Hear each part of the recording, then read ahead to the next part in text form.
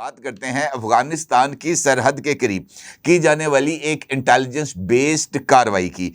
جس میں پاک فضائیہ کی طرف سے شمالی وزیرستان میں فتنہ الخوارج کے ایک ٹھکانے کو نشانہ بنایا گیا، جس میں اب تک کی اطلاعات کے مطابق 14 خارجی مارے جا چکے ہیں، جبکہ اس کارروائی میں 6 خارجیوں کے زخمی ہونے کی اطلاعات بھی موجود ہے۔ یہ آپریشن ابھی جاری ہے اور زمینی جو فوج ہے، جو سیکورٹی فورسز ہیں پاکستان کی، وہ اس علاقے کا گھیراؤ کیے ہوئے ہیں اور خارجیوں کی ممکنہ موجودگی پر جو سویپنگ آپریشن ہے وہ وہاں پر جاری ہے، تاکہ یہ جو زخمی خارجی ہیں ان کو حراست میں لیا جا سکے اور ان کے جو اور ساتھی بھاگنے کی کوشش کر رہے ہیں ان کو بھی قابو میں لایا جا سکے۔ بتایا گیا ہے کہ یہ کارروائی شمالی وزیرستان کے علاقے دیوگڑھ میں کی گئی ہے، جہاں پر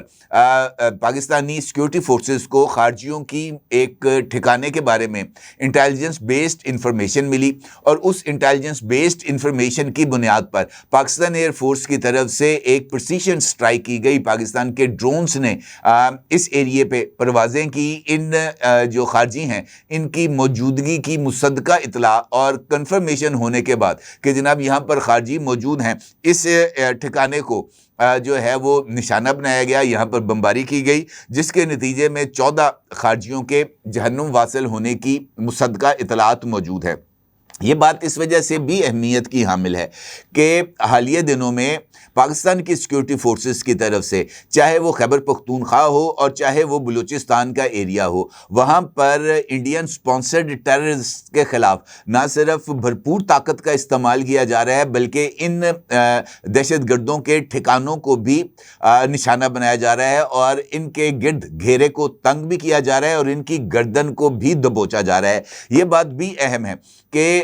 استنبول میں ہونے والے مذاکرات کے بعد یہ خبر بھی سامنے آئی ہے کہ افغانستان میں جن دہشت گردوں کی موجودگی کے بارے میں پاکستانی وفد کی طرف سے افغان وفد کو آگاہ کیا گیا تھا، ان تمام ہائی ویلیو ٹارگٹس کو ان کی موجودہ پوزیشن سے نہ صرف تبدیل کر دیا گیا ہے، ان کو اپنی پوزیشن سے ہٹا دیا گیا ہے، بلکہ ان کو کسی اور خفیہ مقام پر بھی منتقل کر دیا گیا ہے۔ اسی طریقے سے پاکستان کی طرف سے جن 57 دہشت گردی کے مراکز کے بارے میں بھی ذکر کیا گیا تھا، ان تمام مراکز کے بارے میں بھی یہ اطلاع ہے کہ جناب وہاں پر اس وقت الو بول رہے ہیں، یعنی تمام کے تمام یہ جو ٹیررسٹ انفراسٹرکچر سے تعلق رکھنے والے لوگ تھے، ان کو پاپولیٹڈ ایریاز میں یعنی آبادی کے درمیان لا کر بسایا گیا ہے، تاکہ اگر پاکستان کی طرف سے کسی طرح کی کوئی بھی کارروائی کی جائے تو افغانستان کی طرف سے یہ موقف اختیار کیا جائے کہ پاکستان کی کارروائی ایک گنجان آباد علاقے میں ہوئی، جس کے نتیجے میں شہریوں کی اموات ہوئی ہیں اور وہ پاکستان پر اس کا ملبہ ڈال سکیں۔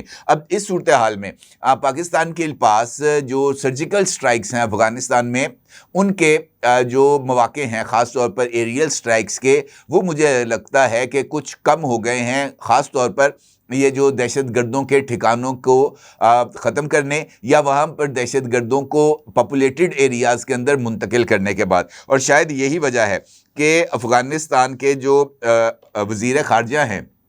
ملا امیر متقی، ان کی طرف سے کل ایک تقریب سے خطاب کیا گیا، اور تقریب سے خطاب کرتے ہوئے پاکستان پر بے بنیاد الزامات ان کی طرف سے لگائے گئے۔ ان کا یہ کہنا تھا کہ اسلام آباد کابل پر عسکریت پسند گروپوں کو پناہ دینے کا الزام لگاتا ہے، خاص طور پر ٹی ٹی پی جو کہ پاکستان میں مہلک حملوں کا دعویٰ کرتی ہے۔ افغانستان کے جو اس وقت کی عبوری حکومت ہے وہ ایسے تمام عناصر کو پناہ دینے کی تردید کرتے ہیں۔ امیر متقی کا کہنا تھا کہ ایک طرف الزام لگایا جاتا ہے کہ ٹی ٹی پی افغانستان میں موجود ہے، اور ساتھ ہی ٹی ٹی پی کے گروپس کو جو پاکستان میں مقیم ہیں ان کو افغانستان منتقل کرنے کی بات کی جاتی ہے۔ ان کا یہ بھی کہنا تھا کہ جناب واضح طور پر کہ پاکستان میں بدامنی نہ ہونے کی یقین دہانی افغانستان نہیں کرا سکتا۔ کیا افغانستان، ان کا یہ کہنا تھا کہ کیا افغانستان پاکستان میں امن و امان کی خرابی کے ذمہ دار ہیں؟ کیا ہم پاکستان کی فوج اور پولیس کو کنٹرول کرتے ہیں؟ یہ نہایت ہی نامعقول بات ہے۔ افغانستان کی سرزمین کسی کے خلاف استعمال نہیں ہوگی، کیونکہ ہم پاکستان اور پاکستان کی عوام کی خیرخواہی کے جذبات رکھتے ہیں، لیکن اگر پھر بھی کچھ ہوتا ہے تو افغانستان اپنے دفاع کا حق محفوظ رکھتا ہے۔ ٹی ٹی پی 25 سال سے پاکستان میں فعال ہے تو اس کی ذمہ داری طالبان کے اوپر عائد نہیں کی جا سکتی۔ ان کا یہ کہنا تھا کہ پاکستان کے اندر جو کارروائیاں ہو رہی ہیں، پہلا سوال تو یہ ہے کہ پاکستان ایسے تمام لوگ جو کہ افغانستان سے پاکستان میں داخل ہو رہے ہیں ان کو روکنے میں ناکام کیوں ہے۔ ان کا یہ بھی کہنا تھا کہ جو پاکستان مخالف بیانیہ ہے وہ پاکستان کی کارروائیوں کی بنیاد پر تشکیل دے رہا ہے، اور انہوں نے اپنے اس خطاب میں جناب عمران خان کا بھی ذکر کیا۔ ان کا یہ کہنا تھا کہ پاکستان کی حکومت نے عمران خان جیسے مضبوط انسان اور ان کی جماعت کو جیلوں میں ڈال رکھا ہے۔ پاکستان اپنی طاقت کا استعمال کرتے ہوئے افغان پناہ گزینوں کو زبردستی واپس بھیج رہا ہے اور تجارت کو بھی بند کر رہا ہے۔ اب یہ انفیکٹ ایک چارج شیٹ ہے جو کہ امیر متقی کی طرف سے جوابی طور پر عائد کی گئی، جبکہ حقیقت میں وہ تمام صورتحال سے بخوبی آگاہ ہیں۔ ان کو اس بات کا بخوبی اندازہ ہے کہ پاکستان نے دو جو